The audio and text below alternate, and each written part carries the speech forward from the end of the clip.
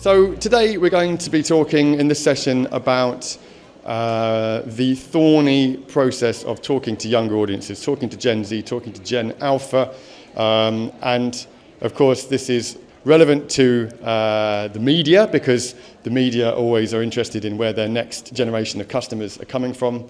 But of course it also has a very high importance for you because universities will be looking for where their next generation of customers are coming from as well. So I'm delighted to join, to have with me here on the panel Naomi Joseph, who is the Arts and Culture Editor at The Conversation, and who also works on the Quarter Life stream of content, which is our stream of content aimed at younger people. We have Rebecca Roberts, who is PR consultant, founder of Thread and Fable, and who recently wrote a report for the CIPR, which you may have seen about this topic. Ollie Hills, who is the chief exec of a comms agency called Nonsensical, based in Birmingham, which is, among other things, a bit of a specialist in TikTok, which I think is key to this demographic. And last but not least, Jonathan Patterson, who is managing director of The News Movement, a relatively new news platform aimed at Gen Z, aimed at younger audiences, using a purely video approach. Naomi, I hand it over to you. And thanks, Michael. Hi, everybody. I think the best way to kind of start this off is to talk about who that younger audience are, who are Gen Z, and how do they consume. You guys all work with them. What are some of the most interesting insights you've had so far? So I tend to do a lot of campaigns for young people, and as mentioned before, I did some research for the CIPR on Gen Z news media habits, and so there's some interesting stuff from that around, I guess, the stereotypes that we all kind of know about young people, like they're only attention spans of 3 seconds and they don't like long form, and what the research really found was there's a real space for in-depth. If they're interested, it's not them, it's you. They will listen to podcasts, they'll consume long form content as well as the lighter stuff. That doesn't make it necessarily easy for us as comms professionals, but that was a key thing that I sort of found that I thought was particularly interesting about young people. Amazing. Hello, everyone. Yeah, I mean, I'm the guy that looks like I deserve to be on TikTok, so hopefully I'm not too generic in my answer. And hopefully I don't steal Jonathan's answer here as well, because I think that Gen Z ultimately are just people at the end of the day. They just happen to be young. But they've all got their own individual interests. Some are interested in golf, some are probably quite activism and really keen about the general election, some couldn't give a crap, frankly. So I think ultimately you just have to not just use a really lazy marketing terms to say, I need to advertise to Gen Z or Gen Alpha. You need to say, who actually are these people, what are they interested in, how do I speak to them? So, sorry, Jonathan. Good morning. I'm definitely not Gen Z, whatever we we define them, although perhaps I am from about what I'm about to say. So there's obviously the lazy marketing 18 to 24s. We sometimes talk about soft Gen Z when we're talking about our audience at the News Movement, which is anyone between the ages of about 16 and 30. But I would also say that we are all Gen Z now, a little bit. The way that we interact with media, the way that we interact with social media in particular, and some of our behaviours towards information mean that we're all behaving in the same way. So I think while we're directly talking about that younger age group, I think it's also worthwhile having a conversation about everybody's access to information. Yeah, I think that's something we've definitely found on Quarter Life, is that we are all Gen Z. They are interested in the same sort of things that we are. Everyone is. I guess, I'm sure your survey found this, and a recent Reuters report found that they're interested in a plethora of things. But I guess the difference in getting content to them and the sort of consumers they are, I guess, is how they want that content to get in front of them. The Reuters report found that there are 4 different types of news consumers amongst this generation. There are still people who go to heritage. They still like traditional ways. There are people who are dedicated and proactive consumers of news. But there is a large contingent of that who are passive. They kind of want that news to be coming to them in a form that thinks about them and puts them first. An interest, as was said, thinking about what's interesting to them is really important to that. But also what is fun. Would you say that's true in the kind of successes you guys have had with reaching these younger audiences? I think we're going to talk about the definition of what news is. So that was definitely found from the industry interviews, desk research, and the survey I did with young people. The very definition of what they define as news has really changed. And I think this is kind of symptomatic of young people growing up with basically YouTube as they can learn different languages. They are proactive in what they search for. And I think that the relationship of news being very one way and like, we're going to tell you the news, and actually they're breaking the news. They knew conspiracy theories about news, and that can be harmful as well, before kind of the main publishers were kind of talking about it. So I think the brands that are doing really well are the ones that are doing it in partnership and in conversation. But yeah, the definition of what news is and how they define that has really, really shifted, as has their relationship with news brands. So obviously we've seen a decline in print press, but for a lot of young people, they've grown up with even their parents not really having a regular printed output into their homes. They have a very different relationship with news brands and where they get their news from. So I think that's a big thing, that yes, they still want journalists, but also they will respect influencers and individual journalists and other sources, not just where they've always had news from. Yeah, I think the big problem at the moment is that content creation has never been more accessible.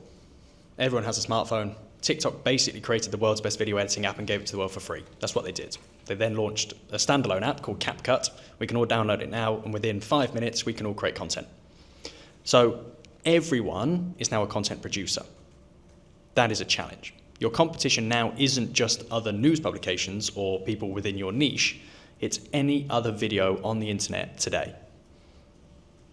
Now, young people create content in a particular style.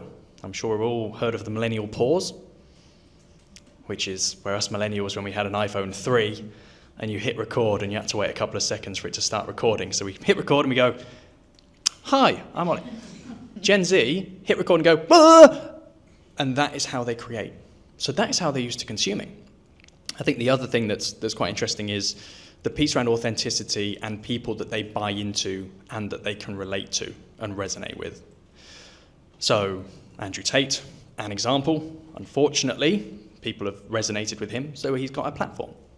The problem that I see with news in particular is that the majority of journalists or reporters you can't necessarily relate to and resonate with. So younger people are going to, funny enough, younger people and start and consume their content because they relate to it more. And I think the BBC is starting to do this quite well, in particularly on TikTok. They do have an actual TikTok content creator, and they are starting to produce in a very young style of content creation. So yeah, competition is much higher, content creation is much more accessible, and unfortunately I just don't think that they're resonating with the traditional forms of people telling them what they should know from a news perspective. Let's just talk for a second about the heritage world. I like that phrase. It used to be that journalism was very top-down, and it would be a group of editors, mostly white, male, middle-class editors, deciding what people consumed. And if you looked at the banners on BBC News or The Times, it would say politics, health, economy. These would always be subjects which were chosen by the editors, and people would assume that the audience was interested in them, which I think is increasingly not the case. And a lot of news is becoming irrelevant. The one I always talk about is interest rates, which still remains a really important headline, particularly for people who have mortgages. How many people have mortgages in the country? Does anyone want to estimate? It's less than that. 1/5 of people in the country have a mortgage, right? If you take into people who already own their home, people who don't own a home, renters, blah, blah, blah, it's only 1/5. So news has been produced for 1/5 of the population.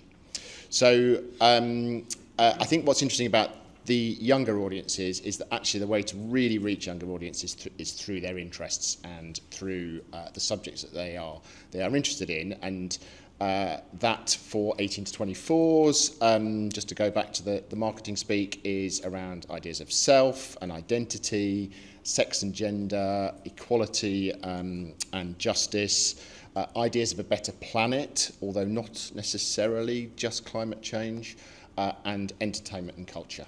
And those are the areas that I would say that are the key to reaching younger audiences. And when I give you those topic areas, some of them will be head-on and ways in which that you can talk about a better planet directly, or it might be the prism through which your audience sees the world. And I think this is really important. So the route to Gaza for many people has been through what influencers and pop stars and other creators have said about it, rather than seeing what the main news brands have been saying about it. So I think it's just really important to remember those topic areas as prisms at how people see the world.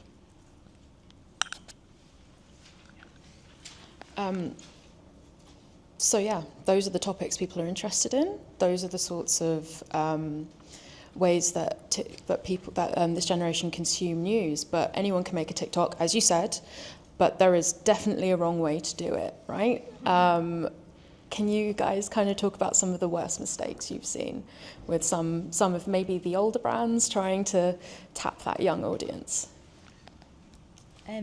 I'll give a university example. So I used to be in-house at universities, and obviously TikTok happens, everyone's really excited, and they go, do you know what, we're going to get our Vice-Chancellor to go on TikTok? and that's going to really resonate with the kids, and it's a bit like what BBC did a little bit at first. They were like, we're going to be exactly the same as we are on the news, and we're going to make it work for TikTok. And it's just, I guess it's a bit arrogant thinking it would just work the same. People go, yeah, I get it. Social media's on 24/7. There is definitely a fatigue with being online all the time, and there you're showing up at a party with your own agenda kind of thing. So it's a bit like, how can you better behave on those? I've got some good examples as well, but we've all seen the university ones which are not so good. I've seen some great ones with Vice Chancellors, but I guess it's just like, how are we thinking that we're going to engage with people, and what's that conversation? So yeah, just thought through that. Prime example, this morning, BBC, I did just give them some credit, so I will now just not. But they literally took their TV coverage, whacked it into 9:16 so it looked good on a phone, and whacked it on TikTok. It's like, what are you doing? I'm not on TikTok to see little slithers of news, literally little slithers, because it's 9:16. So that is poor. The other big thing is a lot of marketeers, videographers, producers hate short-form video. And the reason why is because they love building characters and narratives over time. They love having perfect backdrops. They love your eye line on the second thirds, looking away from the camera. It just doesn't work on TikTok, on Instagram Reels, on YouTube Shorts. The best videos on Lad Bible that go viral every week look like they've been shot on a potato.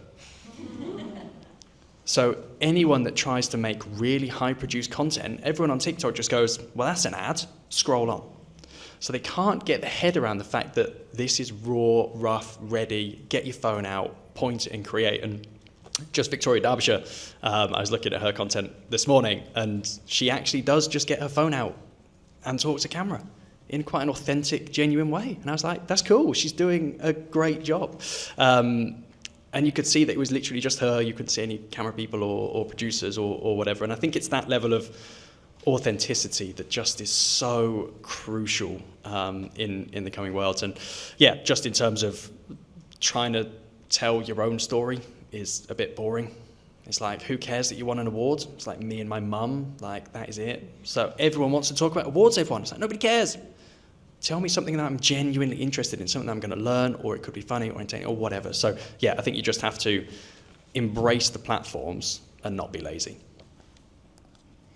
Yeah, I'd agree with that, embracing the platforms and individual platforms, and recognising that you would need to adopt a different strategy for different platforms, because I would 100% agree with that concept about the winning an award on TikTok or Instagram, but LinkedIn, which is increasingly becoming a really important area for Gen Z, where there is this relentless positivity about people. I would absolutely encourage people to post their successes. So I think you have to adopt different strategies. I think the things that I've seen go wrong, so in the traditional media, I think what passes for good in television or radio or website journalism doesn't necessarily mean good in TikTok and Instagram and Reels and YouTube, right? So I think that's the most important thing, and we just have to understand that those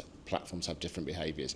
I think the other thing is just being part of the conversation and being part of the conversation quickly. We were just talking about this outside, the sign-off procedure, and this will be particularly relevant in universities. There's no point in thinking you want to comment on the general election and doing it in the middle of next week. It needs to be out today, tomorrow, at the latest, because the audience will move on and they will be doing other things. And I'll give you an example from something that we did, and it's a hands-up moment. We're not being recorded for this. So we did the US presidential debate last week, and our person who was on duty didn't pay as much attention to what was going on as possible. So we woke up in the morning and said, like, you need to do that again. Our clip from the debate that was about what they talked about Gaza was doing much better than the clip about Joe Biden looking a bit tired, right? That suggests to me that we'd missed the conversation. The conversation was, we were too late. It had all happened within 12 hours about Biden's poor performance, and that clip absolutely bombed, and the other one didn't do particularly well either, but it did better. And we were just too slow, right? And that was a mistake on our part, and so just being quick is really important. Do you want to give some of those examples, or of the good ones? Yeah. So the ones I think are really good to look at, I think Teen Vogue do a really good job. The reason I say them, not just because of TikTok, but if you go on their website, they're a great example of having celeb news, gossip, but then in-depth pieces. Sorry, I'm about to cough. And they co-create with young people. Sorry. It's okay. So I'm just going to quickly sum up some of the things that you said. So it seems like social media king, TikTok, it's good to lead with authentic voices, creating social first content, rough and ready, kind of having an ability and a willingness to not be completely perfect, because you've got to be reactive. And as someone who works with academics to respond to the news cycle, yeah, we move with the news cycle. These things have to be up within moments in order to get the views that they really deserve. So I guess getting that across to whoever's creating your content is really important. So yeah, I guess ask you guys. One of the things I guess people here will be thinking about is how to communicate research and other news stories. Social media first, content, obviously really important. What sort of things do you see working really well on TikTok? What lengths of videos, what sort of tone, yeah. I guess that one's for me. Yeah, I think it's quite an interesting one. And I mean, I love TikTok, obviously. I've been working it for about 4 years. We've built communities of millions of followers. But the big problem is always you still have to be a bit naughty. And clickbait wins. Yeah. So the way TikTok works, if you don't know, is it will show you content that TikTok thinks you will like. Yeah. So based on the types of content that you're searching, watching, engaging with, you're being shared by other people, TikTok learns about you. And it puts you into particular brackets. So I'm going to out myself here. I am in Lego talk, because I bloody love Lego. I'm also in Nike ID talk, because I love designing my own shoes. Yeah? So TikTok's bucketed me into a particular thing. So if researchers or companies or brands or universities want to reach me, they have to think about what area of TikTok am I in. And it's very hard on TikTok to reach more than one audience. Because as soon as you post a video on TikTok, TikTok has to decide who it should show that video to. And if it gets it wrong, your content will go into people's feeds that don't care, won't resonate, won't relate. So TikTok goes, well, this video is not being watched and no one's commenting on it, so I'm just not going to show anyone. So all of a sudden you sit in TikTok jail and you get 400 to 600 views. If you are absolutely relentless over who your audience is, and TikTok knows exactly who should be seeing your content, it posts it onto the For You pages, and immediately those people go, this is for me. I relate to it, I resonate with it, it happened to me last week, whatever that is. So they comment, they share, they watch it through to completion. TikTok goes, Amazing. This video is going to keep people on TikTok for longer. I will therefore make more money. So I'm going to show more people. So the biggest thing that you can do on TikTok organically is by focusing on one audience and absolutely nailing it. So we talk about being in the right talk. Okay, so we run a community called Birmingham Updates. Funnily enough, I don't care if people from London watch it. I don't want you to. I only want people from Birmingham to watch my content. So we are in Birmingham talk. So every single video we start with says, all right, Birmingham. So TikTok knows this should go to people who have engaged with content from Birmingham. Simple as that. It's very hard for universities because you want to speak to so many audiences at the same time. So you either have to have multiple accounts, each of which for a specific audience. You will notice that Gymshark have an account for men and an account for women because they know they can't speak to both at the same time on TikTok. The second thing, TikTok content length, it doesn't matter. It really doesn't matter, as long as your content is good. But you need to spend 95% of your time focusing on the first 3 seconds. And this is where I say you've got to do clickbait. If I was to start talking and say, millennial pause, hi, I'm Ollie, I'm the CEO, it's boring. People vote with their fingers, gone. I don't even get to literally 5 seconds, 10 seconds, I don't get to the end. But if I was to say, here are 3 ways that you can improve your TikToks, you'd be like, oh, I might watch that. I wish I knew this before I bought this brand. Have you ever thought about this? I bet you never knew about this. All of a sudden, people are hooked in, and they are more likely to watch your content. So this is what we mean by being present and active on the platforms, because you have to know these tips and tricks. Being lazy and just repurposing content will not work. Sorry, rant over. 100% agree with that idea about accepting that you may not be reaching every audience, and universities are going to face the same problems that news organisations have faced, and we've doubled down on that by having some core verticals. But I think that we are in a luxurious position compared to some of the universities. But just thinking about what some of your key areas are might be quite important. The one mitigating thing you can do is build formats, and have a format that works for you and can be applied in a number of different circumstances. So if you could develop a format that you could then go and film academics and get them to tell you their top 3 things about their story today, and that was appearing every time there was a post on the feed, and it's the same and it's consistent, that would have some success. So Ollie was just talking about the Hello Birmingham, was that the phrase? Birmingham Updates. Oh, but yeah. Hello Birmingham All is right, all right, Brum, right at the top. Every time people know exactly what they're going to get. So we have an explainer format we call TNM Explains, which is a question usually drawn from the Google question that people are asking around the main news. It's fast-moving text on screen. It's a minute long. It's a mixture of real and literal images, very fast-moving commentary. It's exactly the same. You know exactly what you're going to get every time we post it, and we'll do 4 or 5 of those a week around a core news story, and that is our explainer content. So, and it's our most best performing piece of content. It's an idea we ripped off other formats on the internet already, and but just having that consistency really helps you break through to an audience. I'm not dying now, so I can talk. Yeah, I would say similar to when you look at writing for blogs and thinking about the questions that audience are asking, Google Search and Araf is another extension you can get for your Chrome, that you can have a look at what people are asking and then structure your content around that, which is quite nice for exploratory content. The other one I was going to say to check out before was RSPB. And if you have not watched Bird of the Week, you are missing out, my friend, because they are, and I'd spoken to someone who was going for a job at the charity a while ago, and a big push of where they want to recruit was engage young people. And typically I get calls of like, we want more young people to sign up to our newsletter. And I'm like, why would they do that? Especially councils, they're like, we want more under 18s. I'm like, but why? What value are you offering? And what they've done is they obviously want donations, but they wanted to engage people passionate about birds. So Bird of the Week, and they're bonkers, but I love them so much because they're just fun.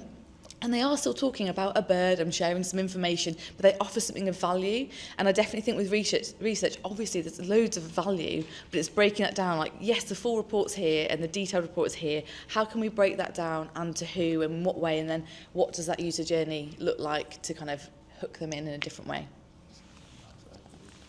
Yeah, thinking creatively about the content you want to get across. I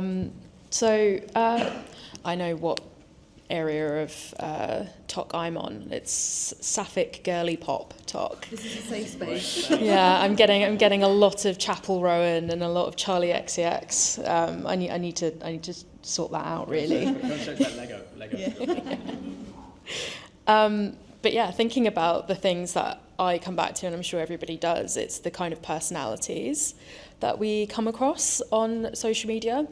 We were talking earlier about Update Birmingham and how you've got a wonderful personality leading that keeps people coming back. She can't go down any street in Birmingham now without someone being like, hi. So yeah, I guess for universities, thinking about personalities versus brand awareness.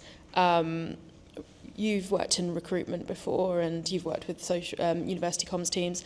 And Ollie, you work with universities around TikTok clearing as well. Yeah, I guess personalities and brand awareness, I think, is something quite interesting for universities to think about.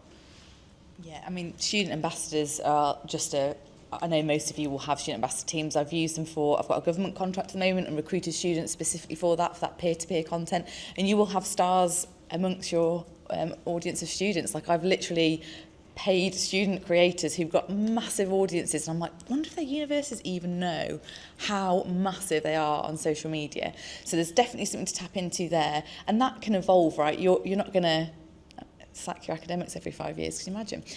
But your students will mature, they'll move on, and I think there's a great space there for paid student work that you kind of embrace that. And, you have a lot of personalities, you have a lot of areas of research, so you will have academics who will enjoy or recognise the value of being able to convey something passionately for social media, as opposed to news. So I think embrace all of the personalities that you could potentially get. If you can have someone hosting something and fronting it, that format helps, I think, but I don't think you can be wedded to that for too long because it changes. Yeah, it's the big conundrum.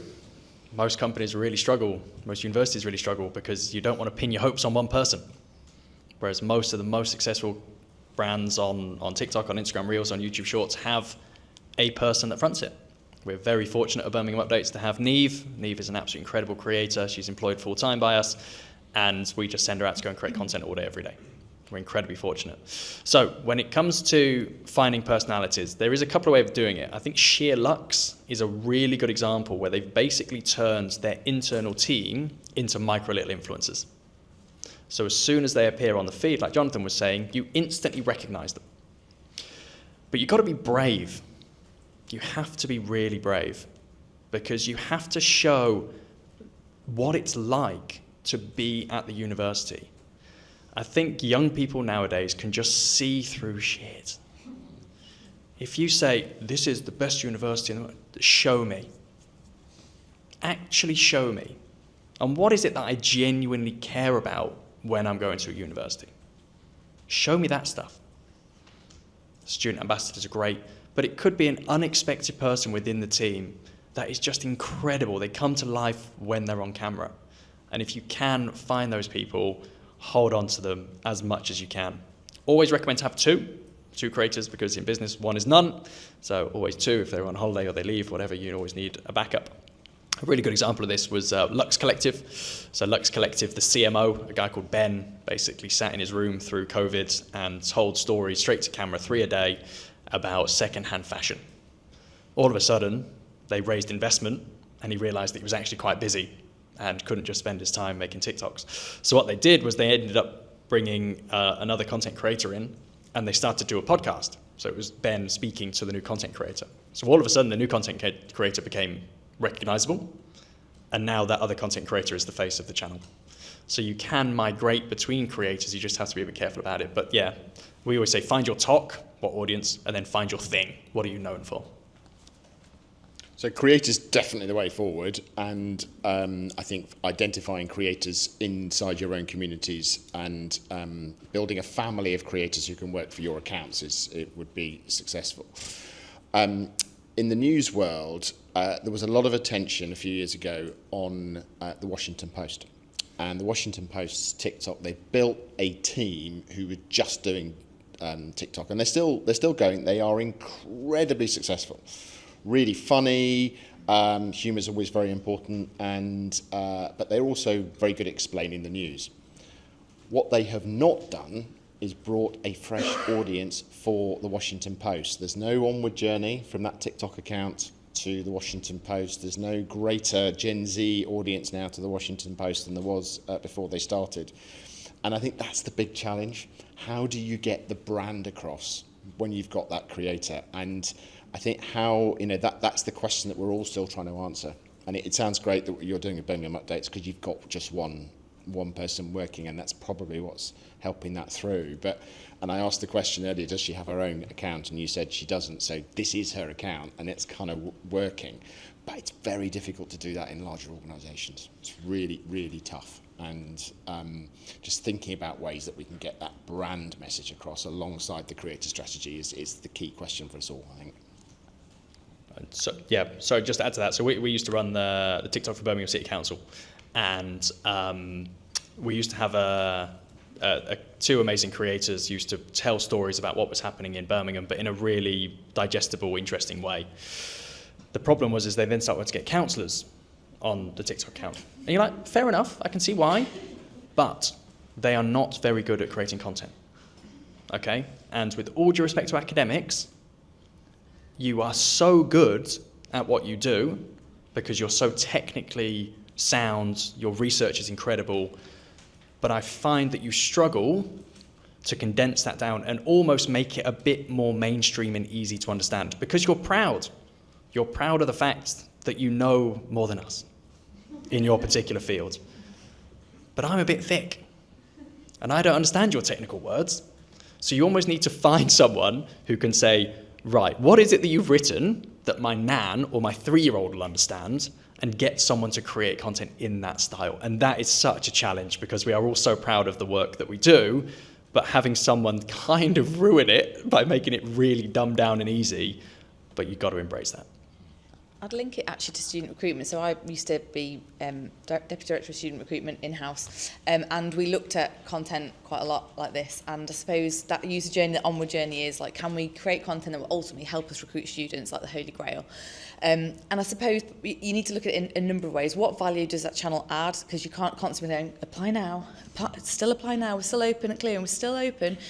Obviously, we will do a lot of that, but thinking more about how you connect that research to student recruitment, it's very much like the news, I suppose, because we're in a position, your academics, like your newsreaders, they have all the information and they are telling you what they know. And actually, if we're democratising this kind of social aspect of research, it's how do we explore that research on a level with students? You've got hundreds of thousands of young people at your institutions who you could get involved in. How can we convey this research to a wider or underrepresented audience? How would we talk about this research? It'd be a great way to then explore that subject with young people on your channel, because then they get a taster of how they might be involved by amazing academics who know their stuff, how they might be involved in research themselves whilst they're an undergraduate, and they can actually start understanding the subjects that they may not know in depth yet through little sort of tidbits on TikTok and other social platforms. And I think that's where you can actually be a bit more real and go, yeah, TikTok's nice, but how do you monetize it, which is the problem for press. But for recruitment, it's like, actually, can we give a flavour of the institution that we can recruit from, as well as talk about the wonderful work we do? Recently, you will know that the new series of Bridgerton came out, and at the conversation on the Arts Desk, we're kind of obsessed because it's a really great way to connect research with a mass audience using a TV show that's incredibly popular. We did a load of articles for our Quarter Life series on things like 5 dating tips from the Georgian age, or five tips to from fashion magazines during the Georgian period, which would help you get a man. And these are things that, like, these approaches to what can be quite dense research, but applying them to something that's very mainstream.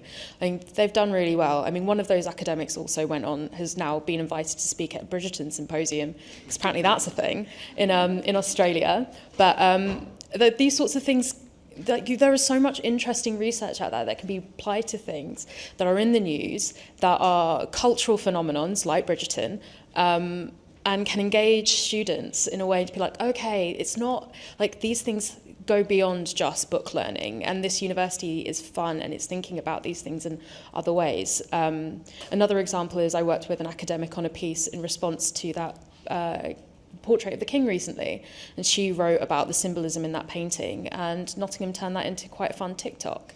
Fine art can sometimes seem a bit stuffy, but this academic, I've met her many, so she's so much personality, and she's a perfect person for them to start like an arts vertical, being like, you know this painting, did you know that this thing is happening? And she's a permanent member of staff. Great person to get people engaged with their kind of arts program. So I guess one of the things with those sorts of TikToks, that King article then led people back to our longer form article, which went into more detail about exactly what the butterfly meant and why he was all red bar his face. That's kind of, I guess, what people want. You know, conversions from short form content into, you said that Gen Z do have, and Gen Alpha and young, they have an appetite for longer form content. And that sort of stuff kind of gets deeper engagement. It gets people to move on further into a journey. What are some of the ways, I guess, universities and people in communications can think about converting people further along that journey? I would probably say it's just thinking about the user journey and having routes they can go. Obviously they can apply now, but they might want to consume a podcast, they might want to read something, get more, or might just know that that's how you're going to show up in their ecosystem, so next time they see you on the feed, that's what they expect from you. There's some research out last week by Jigsaw, which is a subsidiary of Google, which I found quite interesting, because they looked at different modes young people are online in. So a lot of the time they're online because they're bored, it's just like something to do. Sometimes they will be there to look at news, and there was some stuff around, they're more likely to verify facts because they'll look at the comment section, and if it's people that they know or people's comments sound right, then they judge it by that. It's like a social thing rather than I'm going to go to the actual source of information. I just found that quite interesting, because actually when you think about what you're online for, we're showing up in their space, and they might not want to know about fine art at 8 in the morning when they've just woken up. They're online for different reasons. It's their friendship space, their downtime. They might search, use TikTok's shop and search for all sorts of information, and not just TikTok, all sorts of online. So I think it's just about having that kind of user journey in mind, so that there is ways they can go if they want to explore it more. And that whole investigative, stuff on murder seems to do really, really well, but those kind of in-depth podcasts, and I've got Lost and Tortoise podcast quite a lot lately, safe space, TikTok. But I think it's really clever, because actually if you've got that content there, it's not expecting everyone will have that user journey, but it's just thinking they could find that out more if they want to. Things like, you have an open day and you do like a talk and it's a taster lecture, and that's kind of it, but actually that could be turned into like a soundbite or an audio file. And it's also thinking of young people and how they consume content. It's a really important one. It's an accessibility thing, but it's also, if you look at Vice and a lot of websites now, and Guardian, you can listen to a long form report, you can read it, you can do all sorts. And I think podcast consumption is on the up, particularly for commutes. So it's just thinking about, have we provided stuff that people could consume if they wanted to? And then I know that not limitless budget, but yeah, just thinking creatively on that. Well, the crazy stat recently, sorry, I'm like the TikTok guy, I do apologise. So 74% of Gen Z will use TikTok for search over Google, which is wild. So you have to appear where they're searching. And one of the reasons why I think that is, and I'll use a restaurant example because it's probably the easiest one, right? Hopefully you can tell I'm pretty chilled, pretty laid back. If I went to a restaurant and a waiter or waitress came over and they spilt a pint of beer over my head, I'd probably just laugh. But I still had a good time, so I'd still give them a 5-star rating. Another person that would be the worst thing that's ever happened to them, and they'd give them half a star. So reviews online are all crap. They're all text-based, and I don't have the context. Whereas now I can go on Instagram, I can go on TikTok, and I can search, what's this restaurant like? And all of a sudden, someone's done like that. It's okay, well, it's got a roof, which is a good start. The food looks decent, good ambiance. Yeah, I'm happy. I'm good. I don't need to read your crap reviews anymore that you've probably paid in Pakistan or India and whatnot to get fake reviews. I can just go and have a look. So when it comes to a university, your content can still be very informative, because when they are going to TikTok or Instagram or other these social platforms for more content, you have the answers in a visual way. Second thing, in terms of conversion, have you thought about Discord? Have you thought about Telegram? Where are these young people actually getting their messages? WhatsApp. What are you doing on WhatsApp? Not newsletters. I get 450 million emails a day, and I probably read 2 of them. They're just all crap. Yeah? But GenZ, I don't want that. And finally, please, optimize your website for mobile. The number of people that run campaigns spending 10, 15, 20 grand media spend on TikTok, and you go on their website and it doesn't work on mobile. It's utterly appalling. And then one final thing, attribution. Attribution is incredibly difficult. The internet is broken. If I have to say that I want a fucking cookie one more time, I'm going to go mad. TikTok, in particular, is incredibly bad at following people around the internet, despite what you may read from the US. They are terrible at tracking people and understanding data. So, what Google are very good at, funnily enough, because they built Google Analytics, is saying that all of the traffic and conversion comes from Google, because it's all on last click. So if you really want to understand the value that social is driving, you have to look further than just attribution. Hopefully that makes sense. Couple of things. Let's just digest that Bridgerton example. You were itching for that word. Yeah. So remember I talked about the audience interests. The audience interests, this being about ideas of self, identity, sex and gender, entertainment and culture. You've got a academic who's writing about the Georgian period. The way into it is through those interests. So identifying the audience interests and then using that as a way of telling the story, right? So I think that's why that was successful, because you really hit that. Second thing is, we've thrown lots of platforms at you, and that's quite difficult for comms and news teams, because that's suddenly a lot of platforms which all require dedicated resource and dedicated teams and dedicated thought processes, which takes time and money and resources which most of us don't have. So thinking about ways that you can create signature content and break it up, and where we've seen huge success in this is around podcasts, right? So podcasting is no longer just an audio platform. It is a visual platform. And people have done really well in terms of taking longer form podcasts and filming them and breaking them up and putting them out as short clips on social platforms. You get an audio product which you can put on the audio platforms. If you video it at length, you can put it on YouTube, and YouTube are really trying to break into the podcast space. Not 100% successfully yet, but they're really trying to get there. You have longer space to do that, and you can put the whole thing up at length, and then you cut it down and break it up for platforms. You can see the rest is politics and the rest is football, all doing this to great success, and lots of people. So I think, and the investment is a one-time investment in the primary product. And then you just break it up. And building strategies that can deliver that and tell the same story in different ways for different platforms is going to make it a much more efficient model, which I think we've all got to strive for, and we've got to hit all these different platforms. And just, what was it, Opus? The Opus, editing, yeah. So I was at a thing Andrew was at last week, an AI talks, and it was Opus AI. And if you put a video, either a link or an actual video into that, it will cut it for you, subtitle it, and tell you which one is more likely to go viral as a clip. And I thought that was really cool. So I've been looking at that for a client who's got a podcast who wants to kind of use that as a way to kind of reach their audience and just kind of, I guess, use more from one bit of content. I think before we wrap up and we take some audience questions, I'd like to ask you guys, what's your 3 tips you have for uni press teams when it comes to cutting through the noise?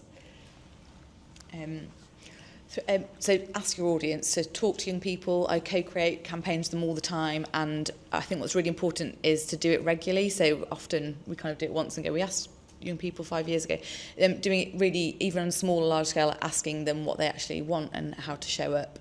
My other tip would be, I don't know, I'm going to think about that. I think I did have 2 earlier. So first one, find your talk, your audience niche on TikTok that you want to target. Next thing, find your thing. What do you become known for? Scalable, repeatable content that you can do all the time, and find someone who is good on camera that can bring things to life. Similar kind of advice, really. Know your audience and act on it. So understand your audience and then really follow what they want and use that as ways to tell the story you want. Definitely try and pursue creator strategy and look at ways that you can do a multi-platform strategy as well. Yep. The other ones was student ambassadors and making sure you pay young people. So find out what they want, pay young people to kind of help co-create it. I think that's like my main 2, really. I guess mine is, as someone who works with a lot of your academics, you've got an absolute goldmine in them. You should use them and think creatively about the sort of things that they can be doing. Yes, they wrote journal articles, but in those journal articles are some gold that, if you think about social media first, can become incredible content for you. So yeah, have we got any questions for our lovely panel?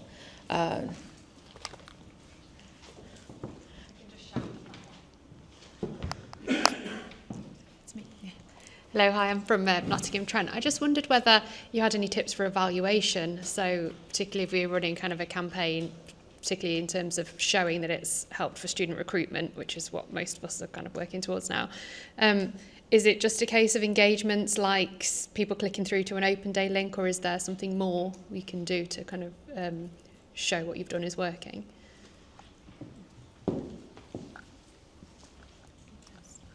Attribution is the problem. Attribution is the problem because it's very hard to track someone from watching a video on Instagram to then going and downloading a prospectus to then actually applying, because they may do it across device, they may get their parents to help them, they may be at the library and therefore they're on a different device. So attribution is the biggest problem. Now, one of the best things that we've done for a lot of our clients is introduce post-purchase surveys. And we use things called like New Commerce, Phosphor, Triple Whale, where once they take an action, whether that is download a prospectus, apply for an open day, whatever it is, it just pops up and says, hey, where did you first hear about us? What was it that inspired you to do this today? So you're actually getting real, accurate, zero-party data from people who have taken that action. Because if you are just relying on click metrics, you will ultimately just put all of your money into Google AdWords, because it will tell you it's the most highest converting platform. But actually, they might have heard you through an influencer. They may have heard about something at a talk at school, for example. So yeah, post-purchase surveys to get as much zero-party data as possible is fundamental. But the other things you can do, like when we look at organic, so actually seeing if we've made an impact organically on social, I don't care about followers, it's not interesting. I care about average views per video, average engagement per video. They're the only 2 metrics I look at. Because on TikTok in particular, and now more so on Reels, it doesn't matter how many followers you have to get millions of views. We run a TikTok for an Indian restaurant in Bristol called Urban Tandoor, and they have 200,000 followers, but their videos are regularly getting millions of views. So it's irrelevant how many followers you have. So yeah, average views per video, average engagement per video. Yeah, I'd say that, and looking at, I think like post-recruitment surveys and trying to get them involved in that way. Things like on open days as well, like if there are things you can get them to do that they might have only seen on social, like things to visit, things to kind of capture. It's not always the engagement and likes. There is a real drop in engagement publicly with a lot of social content, particularly news content. Not surprisingly, so I used to work in sport, like I know that if if I have an opinion on football and I want to publicly I'll get dragged, and I've done that before with blogs and stuff. So I think that a lot of young people don't want to be very proactive. They don't want to go, like people go, oh, they've not commented on a video. Are they really going to go to NTU and go, what an excellent open day, I shall maybe consider this? They just won't. So it's thinking about the other types of behaviours that might indicate they like it, bookmarking, forwarding social content as well, and then also like sentiment, like response to it. Focus groups are quite good as well, and Qs.ai is a tool I've used with some campaigns which sits on your site, but you can almost have it pops up in a pre-conversation, like, hey, are you still interested in like marketing? Because last time you came to the site you were, and kind of does that drop off? And it's trying to get that almost like pre-data before they've submitted their name for an open day or whatever. So you're next. This is a very special microphone.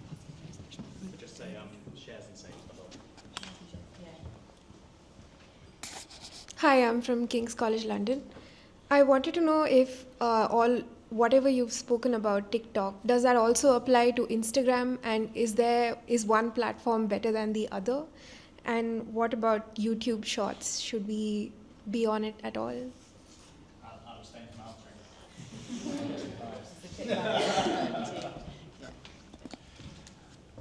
answering. We're great believers in the multi-platform strategy. We want to go where our audience is, and we think there are elements of that younger audience across all of those platforms. They are different, and there are different behaviours on the platforms. Even those platforms which are building off the same thing. So TikTok was first, then you had Reels, which followed quite quickly, and now YouTube Shorts. They each have their own characters in terms of what the content that works, and I think it's worth thinking about that. TikTok moves very fast. Instagram still remains slightly more visual, even on Reels. YouTube Shorts bizarrely seems to have more text on screen and more use of text, which is just quite interesting. And we've got to the point now where we are creating, not every story we will do for every platform, and not every piece of content goes on every platform. So we're quite bespoke now, which comes back to the resource issue. YouTube is still one of the great survivors. I mean, it's the oldest platform we'll talk about today, and it's still really, really popular. And it's popular around the longer form content. Longer form is anything above 3 minutes in my mind. So, but 7 or 8 minutes plus. It's still a lot of content is consumed there. I think Shorts has given it a real boost. If anything happens to TikTok in the States, Shorts will take over.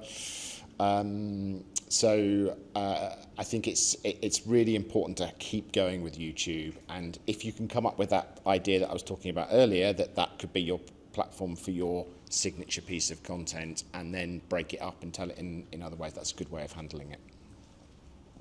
So I will just say super quick. I always think that TikTok is behind the scenes of how you made your Instagram post, if that helps.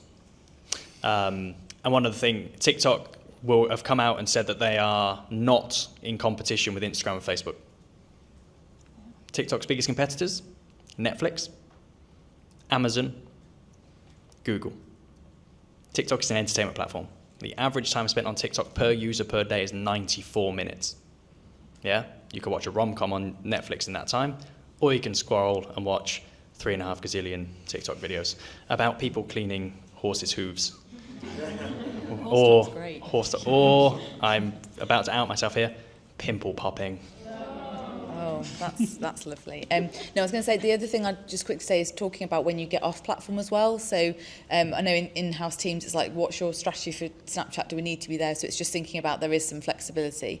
And then another social team that I admire, so Doncaster Council, a bit random, but they're very good on social.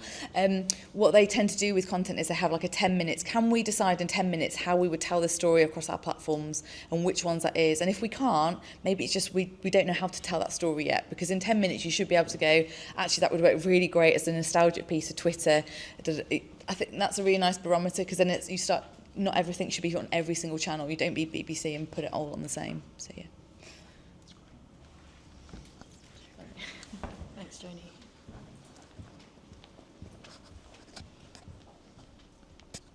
Hello, Nick from UCO. one of the things you seem to be saying is that it's really important to have sort of the face of the brand on TikTok. And like one of the issues for us, I suppose, is that we do loads of amazing research, which would be really good to promote on TikTok, but it's a different academic each time. So, you know, I'm just trying to think what's the way around that problem, because we've definitely got some academics who are really engaging. Like we recently did a story about space kidneys and how going outside the orbit can damage your kidneys, so that could have implications for trips to Mars and all that kind of stuff. And it was a really great story, and I had a really good radio interview on Times Radio, and the academics were brilliant and really engaging. But you know, they could do like one story, and we could have identified that in advance. They said, "Oh, this might work really well for TikTok. Let's do a TikTok video on that." But then next week's going to be something else, and a different person each time. So, have you got any thoughts on that?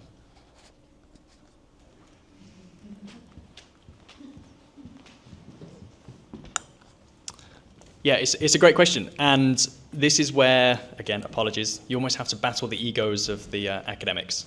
Because if you think about BBC News, there will be loads of researchers behind the scenes, but one person telling the news. So you almost need to find who is the presenter of the university that can take this information, but tell it in a really straightforward, interesting way that is right for each platform. That may be that you do a quick vox pop with the academic if you want to bring them in, or it could just be like, oh, we've done this research, but you have one person telling it. The other thing you could do, if you don't have people, is think about generative AI. Because I've seen on TikTok now, they've released this thing called Symphony, that you can record yourself a 5-minute video, and it will create an avatar of you online. You then just type in what you wanted to say, and away you go. So I haven't quite worked out the legalities of how much you'd have to pay someone for their image rights to be an avatar, but it may be something that is coming incredibly quickly. But yeah, the first route is probably the safer one right now. Yeah, I don't think you need to lose your academics for that. And I think the ones that are great, that leads to media opportunities, you want to almost like showcase that, because for a student, you're like, oh, I could be taught by that person, that's amazing. I think and you can imagine on your feed having like the regular, like, this is how I digest it, and a presenter. I think a student can kind of be with the audience. It's almost like, that's where the Vice-Chancellor, I'm always like, what's happening here? Because unless you've got that kind of, oh, I can see myself at that university, I think almost your student ambassadors can be like your representative of your students there, but I would still keep your academics in that. I think that's just about having a mix of different content types you could use. Build a format. Come up with an idea. So is it science in 30 seconds?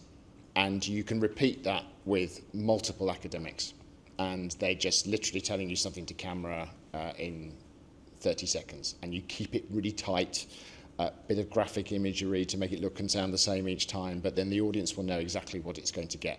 You could even bring a creator in and get science explained to a student in 30 seconds to give it a bit more accessibility. I mean, I'm just thinking of those ideas off the top of my head, but just that idea of building something which is repeatable and that your academics could slot into, they might not always like that. They might not like being asked to keep to those restrictions, but that will be more successful content. On Quarter Life, we did a series on failure. And for that, we did a video first, social media push on it. And we got academics to send us blurbs, and then we, as the Quarter Life team, voiced them. So it was the academics' words, but it was us as the constant, as the face of Quarter Life, which the academics seemed perfectly happy with, because we kind of took their words and ran with them. Equally, I ran one. Anyone remember Yik Yak, the anonymous? Yeah. We'll be having a problem with that, where people were not being very nice to other people. So we got academics to read mean Yik Yaks, kind of read mean tweets, and it worked really well because it was the community. Students found it really funny that their things were being read. It's kind of like, we're watching guys behave, but the academics were doing it. So I think it can work both ways, just adds a bit of personality to it. Yeah. We got any more questions? Thank you.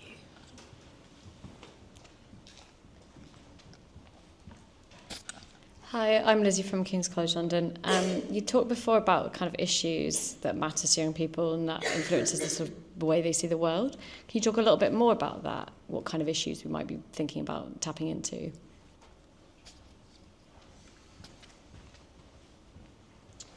So when we set up the news movement, we were thinking very much we needed to do this audience-based approach, and we're not the first people to have done this. Vice did it very well. They were thinking about what their audience was, and they were very successful in the early stages. I think it's just about, we went through all of the research that was being looked at around Gen Z in particular, because we knew that that was the audience we wanted to target. And we just looked at what was the most important things that mattered to people. So it was this idea of self and identity, which is quite a broad category, but it's about ideas of well-being, health, starting to move into sex and gender issues. Sex and gender is very much a important topic for Gen Z. That obviously talks about some of the sort of more difficult topics that we're all wrestling with, but it also talks about sex and relationships as well, and that's quite important. Women's health is really big. Equality and justice, obviously LGBT issues that come to the fore. Black Lives Matter, push race, questions around just a sense of justice. You get that quite a lot. That's quite important. The ideas of better planet. Now, I think this is really interesting. If you ask millennials what they were most concerned about, they would say climate change. Gen Z is not quite so concerned about climate change. It doesn't care so much about melting ice caps and polar bears. It cares much more about what it means for them. And so you get much more concerns around the food that people eat and where their clothes come from and all of that kind of thing. So there's ideas around that. And then there's this thing around entertainment and culture. The influence of celebrity culture should not be underestimated, particularly when we're talking about the users of platforms like TikTok. So, as Ollie was saying, it's really an entertainment platform. So that is your way in. So if there is anything that you can do to kind of use that interest in entertainment and culture to get your message across, we talked about Bridgerton earlier, really good way of doing that. I think that's a really effective way of reaching this audience, because their interest in having fun is really important. One final thing, which is not really an interest, but it's a way to reach people. Don't underestimate the power of humour. The power of humour to reach through to people is just, particularly on these platforms where people are going when they're not at work, when they're not on the commute. That is really important, and it just really cuts through. And if you can find a creator who can make people laugh, you're onto a winner. Yeah, so Vice was one of the people I interviewed for the industry interviews, and they'd done the same. They asked their audience, what they wanted. But what was really interesting is them and another actually did a step further, like, how do you want us to tell this story? How do you want us to explore this? So they got an understanding of where the deeper pockets might be, or how they might explore a subject with their target audience. So again, that's not easy to do, but if you have student ambassadors, focus groups, not all students will care at the same levels on different topics, but I think that really helps you kind of inform your matrix of things you'd actually produce. I think we should wrap it up there. We started a bit late, but I think we've ended a bit later as well. So thank you everyone for everything you've said, and thank you for being a great audience.